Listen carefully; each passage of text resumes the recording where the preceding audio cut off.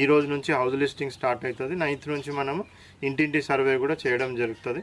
So public అందరూ కూడా దయచేసి ఏ రోజు వస్తామో కూడా ముందే టామ్ చేసి చెప్పడం జరుగుతుంది. మెయిన్ సర్వే చెప్తున్నాను నేను.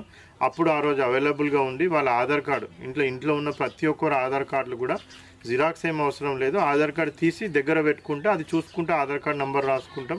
అదేవిధంగా ఒకవేళ రేషన్ కార్డు ఉంటే లేని వాళ్ళకి అవసరం లేదు, ఉన్న వాళ్ళు ఉంటే రేషన్ కార్డు కూడా దగ్గర పెట్టుకోవాలా. సో అదేవిధంగా పాస్బుక్, సో ఏదైతే మనకి గ్రీన్ పాస్బుక్ ఉంటుందో పట్టా పాస్బుక్, భూమికి సంబంధించిన పాస్బుక్, అది కూడా ఒకవేళ ఉన్నట్టయితే లేని వాళ్ళకి అవసరం లేదు, ఉంటే ఆ పాస్బుక్ కూడా దగ్గర పెట్టుకుంటే అవి చూసుకొని పాస్బుక్ నంబర్ కూడా మనం రాయడం జరుగుతుంది. కుటుంబ వాళ్ళందరూ వివరాలు కూడా పెట్టుకున్నట్టయితే తొందరగా మనం ఆ సర్వే కంప్లీట్ చేసుకోవచ్చు.